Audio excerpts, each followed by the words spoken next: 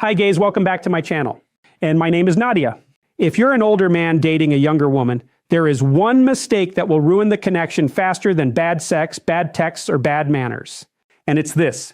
Never assume her age makes her easier to control, easier to impress, or less deserving of respect. Let's be real, a younger woman is not a blank canvas for your ego. She is not your rehab center, your validation machine, or your chance to relive your 20s with better lighting. If you're dating younger, this can absolutely work. But only if you understand the difference between confidence and control, guidance and manipulation, attraction and entitlement. Today, we're talking about what older men should never do with a younger woman, why so many get this wrong, and how to show up like a genuinely attractive adult instead of a walking red flag. Here's the truth. Age gap relationships are not automatically toxic. Two adults can connect for all kinds of real, healthy reasons. Chemistry, maturity, lifestyle alignment, emotional compatibility, shared values. But the problem starts when an older man treats the age gap like leverage, when he thinks she's younger, so she'll be more impressed by me, or she won't challenge me. Or worse, I can set the rules here because I know more. That is exactly where things go sideways. Because the issue is not age, the issue is power. And most people don't talk about this in a mature way. They either romanticize age gap dynamics like it's some fantasy, or they demonize them completely. But real life is more nuanced than that. A younger woman may have less relationship experience. She may still be figuring herself out. She may be newer to boundaries, intimacy, commitment, or even spotting manipulation. And that means if you are the older person in the dynamic, you have more responsibility, not more permission. That's the part some men conveniently skip. If you are older and you are more experienced and maybe more financially established, more sexually experienced, more socially confident, then your job is not to dominate the dynamic. Your job is to make it safer, clearer, and more respectful. Not more confusing, not more transactional, not more self-serving. Let's go deeper. Sometimes older men pursue younger women because they genuinely connect with them. And sometimes they do it because women their own age can see through them. That's uncomfortable, but it's real. A woman with more life experience may be quicker to spot emotional unavailability, inconsistency, poor communication, control issues, or unresolved baggage. A younger woman may still spot those things too, by the way. She's not naive just because she's younger, but some men bank on the idea that she'll tolerate more, and that's where self-awareness matters. Ask yourself, are you attracted to her, or are you attracted to how she makes you feel about yourself? Do you like her mind, her energy, her company? Or do you mostly like the ego boost of being wanted by someone younger? Because those are not the same thing, and a woman can feel the difference. She can feel when you're curious about her as a person, and she can feel when she's being used as a mirror for your masculinity. There's also the emotional side. A healthy relationship, sexual or romantic, requires mutual consent, emotional honesty, and space for both people to say yes, no, maybe, not yet, or this doesn't work for me. But when one person has significantly more life experience, status, money, or confidence, there can be an invisible pressure in the room. She may go along with things to seem mature. She may laugh off discomfort to avoid looking dramatic. She may ignore her instincts because she assumes you know better. That's why emotional intelligence matters so much here.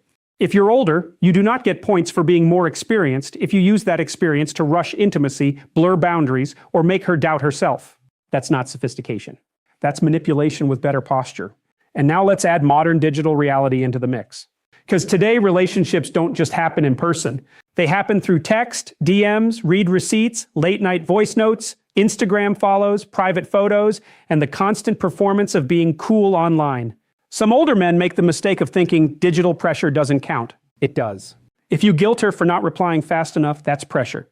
If you fish for explicit photos, that's pressure. If you monitor her online activity like a detective, that's insecurity dressed up as interest. If you breadcrumb her with attention, disappear, then reappear expecting instant access, that's not mature. It's lazy. Your age should show up as steadiness, not strategy. Let me give you a few examples. Imagine this. You're 42.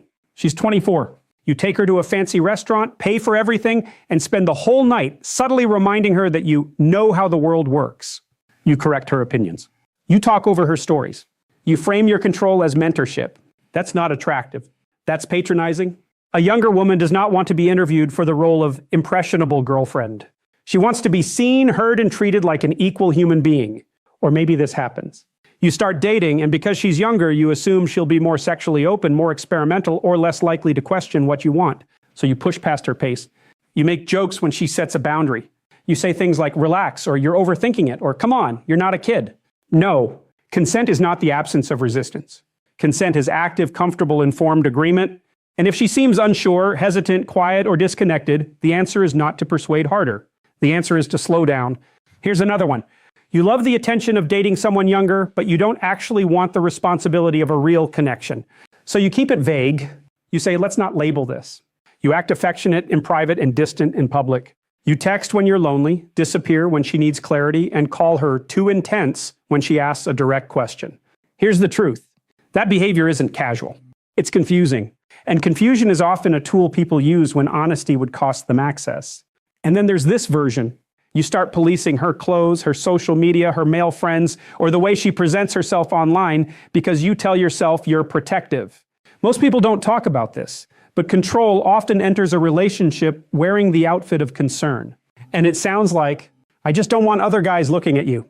I'm only saying this because I care. You're too young to understand how men think. No, stop. If you care about her, you support her judgment. You don't shrink her world to manage your insecurity.